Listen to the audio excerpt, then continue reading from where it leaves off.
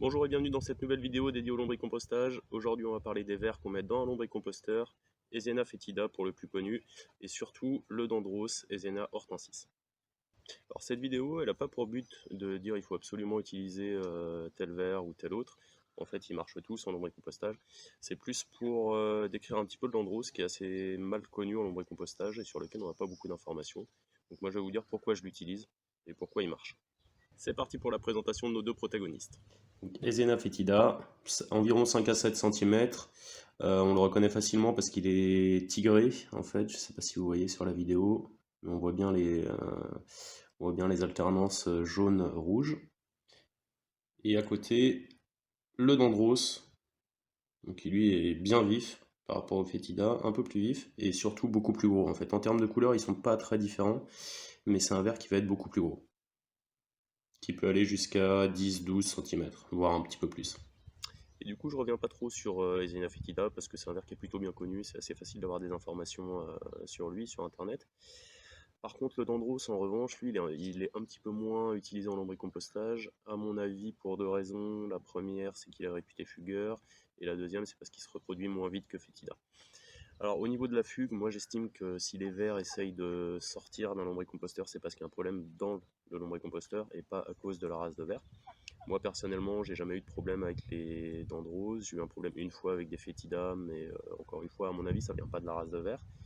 Donc c'est vraiment, si vous avez un problème dans l'ombricomposteur, peu importe ce que vous utilisez, les vers essaieront de partir. Donc c'est pas un problème pour le dendros à ce niveau-là. Deuxième souci qui est souvent évoqué, c'est une plus faible capacité de reproduction. Et là encore, pour moi, c'est pas un problème. Alors ça va pas être scientifique ce que je vais vous dire, mais en conditions idéales, par exemple, le fétida va peut-être pondre un ou plusieurs cocons tous les 10 jours, par exemple. Et le dendros va en pondre un ou deux ou plusieurs tous les 15 jours. Donc on voit que certes, ils se reproduisent moins vite, mais comme ils ont une très forte capacité de reproduction, ça va pas changer grand-chose non plus sur le long terme sur votre lombricomposteur. À savoir aussi qu'à terme, sur un lombricomposteur, les vers vont être en forte concentration et vont avoir tendance à diminuer en taille. Donc là aussi, ça peut avoir éventuellement un petit avantage d'avoir un taux de reproduction qui est un petit peu moins fort. Là où en revanche le dendros va être pour moi plus intéressant que le fétida, c'est qu'il est globalement plus résistant. Il va être plus résistant aux fortes températures, il va être plus résistant à la concentration aussi. C'est un verre qui globalement voilà, résiste bien. C'est également un verre qui, d'après mon expérience, vit dans une litière qui est un petit peu moins humide. Donc lui, il mange les déchets un peu plus durs que le fétida, donc qui vont être un peu moins décomposés. Il va être friand de cellulose aussi, comme moi je préconise de mettre pas mal de carton justement pour avoir une bonne régulation d'humidité. Typiquement, c'est un verre qui va m'intéresser à ce niveau-là.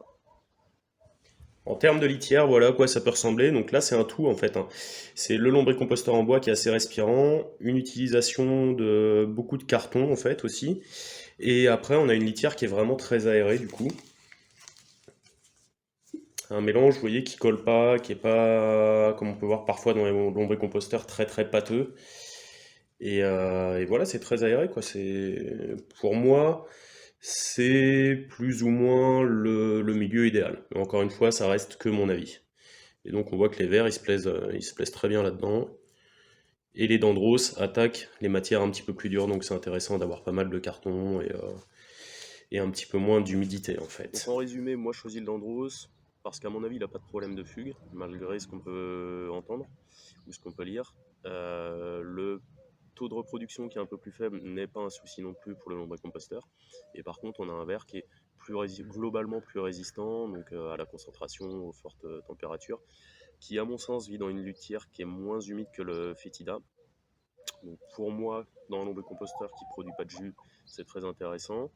Et puis parce que je pense que le système est plus stable aussi comme ça, avec un petit peu moins d'humidité. Donc plus facile à gérer pour des gens qui ne veulent pas trop s'embêter ou pour moins de connaissances.